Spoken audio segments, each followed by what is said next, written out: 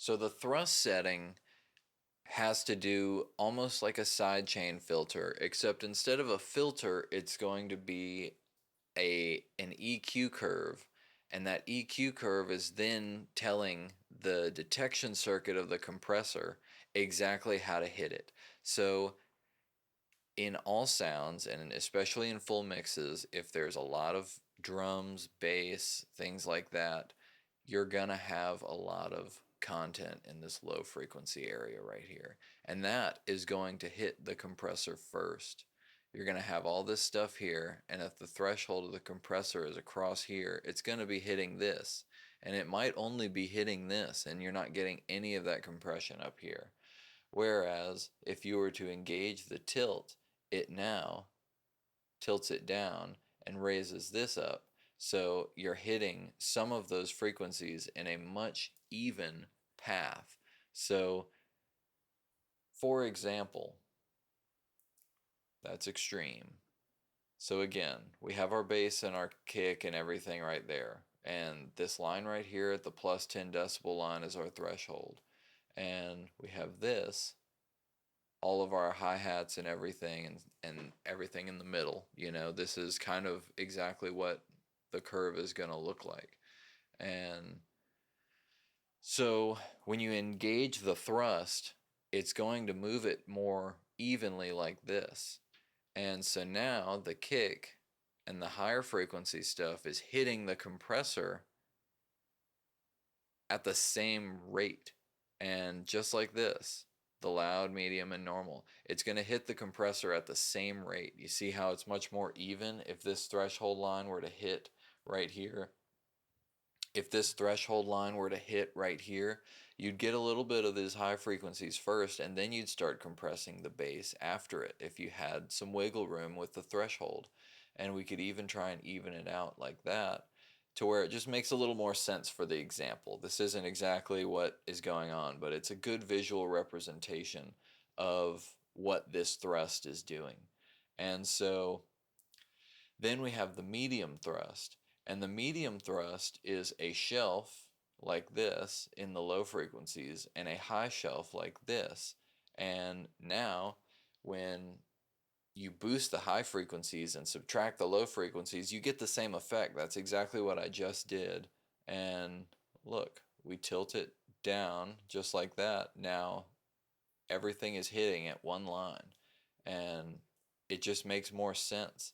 And this is the shape of the medium curve. You're not going to add the additional tilt like this. The shape of the medium curve on the thrust is a low shelf and a high shelf like that. And so when I counteract it by going this way, you start to see that it's going to hit these points at different times, but they're going to be a lot more even than, say, if you just had a flat curve. And that's when you have normal.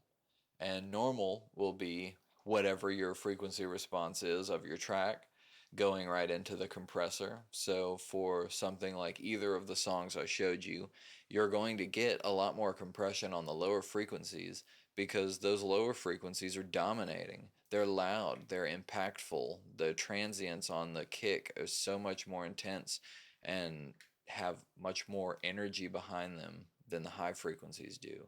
And I didn't really get from the pictures what that meant, and I thought it might have been an EQ shift, like an actual tonal shift. And if you look at it and you flip it like that and that's what you're thinking, you're going to hear that. Your brain is so good at tricking you. And it's just so funny to me how you can tweak something for 5 minutes and hear everything that you're doing, and then you check and it's not even on. I've done that so many times. So if you have tweaked something for 10 minutes and it wasn't even on, give me a shout out in the comments because I am a victim of that too. Lastly, this bypass here, bypass point, bypasses the compression but enables the tone. I would switch between the new and the old tone of the compressor, get a lot of harmonic content from the gain knob here. You can obviously back off on that with the mix knob. And finally, the makeup gain The makeup gain, when it is disabled with no red light activated, is going to be an automatic makeup gain. So whatever you're compressing, if this light isn't enabled, it's going to automatically uh, reposition the gain structure to match what you're doing with your compression. It's automatic, but when it is enabled, it is MAN manual, and then is your responsibility. And pushing this red knob when it is in manual mode does invoke a tone. And when you get close to clipping in your DAW and you turn this up even more, it will get crunchy, and it can be a good crunchy, and I will turn this mix knob down, and then you will get some of the benefits of that distortion. So that's a few things I learned about this EQ that I really, really like, I really, really enjoy, and I really appreciate everything that you guys do for me and for watching and sticking around this long. And you guys are amazing. So, and you ladies are amazing.